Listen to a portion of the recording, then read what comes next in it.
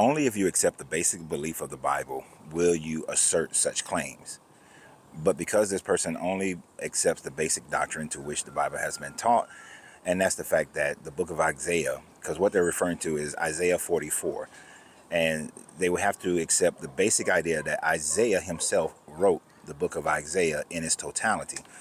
When scholastically, we fully understand that the book of Isaiah was not written by one person at one time frame, but that the book of Isaiah was written from the 8th century to the 6th century BCE.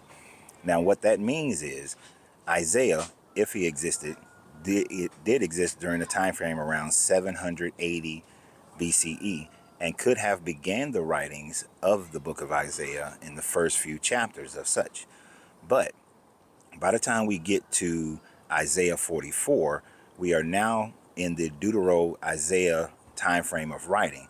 And the Deutero-Isaiah time frame of writing scales all the way down to around 580, 560 BCE, which this letter talking about Cyrus was already in existence. Cyrus was already the king of Persia, and would then, during the time frame between the chapters 40 through chapters 55 of the book of Isaiah, that it was written during, right before the Babylonians were destroyed were overrun by the Persians, during the time frame that the Persians conquered the Babylonians, and after the Israelites were released from the Babylon to return back to the northern kingdom of Israel.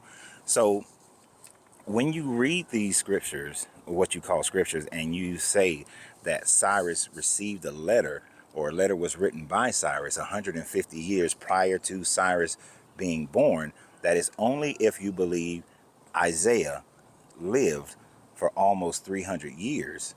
If you would accept that, then yes, what you're saying would be true, that Isaiah predicted Cyrus and everything that Cyrus would do. But instead, it is actually recording what Cyrus did at the time frame to which he did it, and after he did those things. Because most of the academic scholarship accepts the fact and recognizes the fact that the book of Isaiah was not written by one author, as the overwhelming majority of the Bible was not written by one author, but was written by multiple authors. Possibly even over 100 authors contributed to the entirety of what the Christian Bible is composed of. So to make that claim about Cyrus would be an invalid claim without doing more than a layman's research to understand when those chapters were actually written. Now, you're not going to learn that in church. You're not. In church, they're going to ascribe that Isaiah wrote the entire book of Isaiah.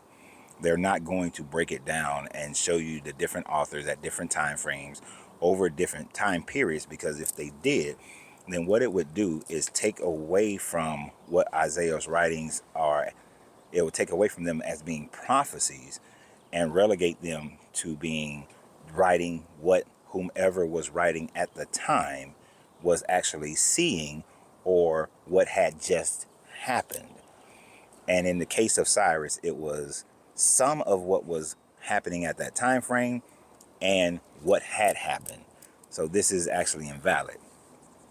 Now, as far as I'm thinking that last statement is concerning the one world nation, there have been many people who have said the new world order, the one world nation. At no point in human history that we know of has there been one government that controlled the world. She mentioned the British. The British never controlled the entire world. At the time frame of the British, the Spanish had their empire. The Franks had their empire. The French had their empire. India had its empire. China had its empire. There were the Aztecs and the Mayans. They had their empires. So at no point in time did one country, one government rule the entire world. And as far as she's saying the United Nations will be the last, the powers of the United Nations are incredibly weak in comparison to something as simple as NATO. NATO is actually more powerful than the United Nations, and that is the NATO is just the North Atlantic Treaty Organization. So it's comprised of only certain countries, and those certain countries do not control the entirety of the world. And the United Nations is too weak to ever get to a point of controlling the entire world. In order to control the entire world, all borders would have to be eliminated. There will be no need for passports or things of that nature. There will be one world currency. We have never been in a state where there was one world currency. So to suggest that the United Nations will be the last, the United Nations does not have a standing military. It does not have a standing government that can control other regions of the world. So therefore, the United Nations is not that country. Is not that body embodiment. So I understand the need for people to force their books, their ideas of Revelation, their ideas of Daniel to fit the narrative of the world that we live in today. But this is what people have done for every generation. They have tried to fit their current events and what looks up to be upon the horizon to make it fit into what they need to be prophecies. But unfortunately, none of them are prophecies. And it's most likely that in your lifetime, see, it will never happen.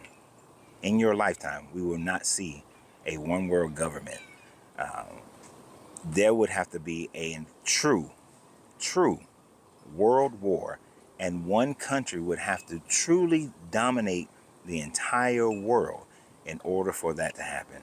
And as powerful as the American military is, they cannot defeat the entire world. As powerful as the Chinese military is, it cannot defeat the entire world. The Russians cannot defeat the entire world.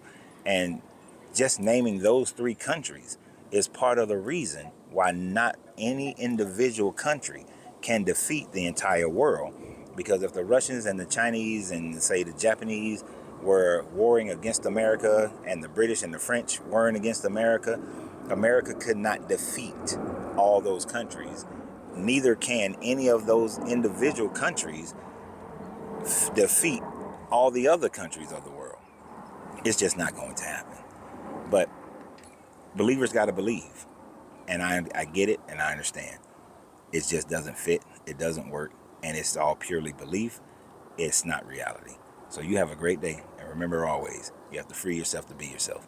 Because your greatness is non-negotiable. Good journey, good vibrations.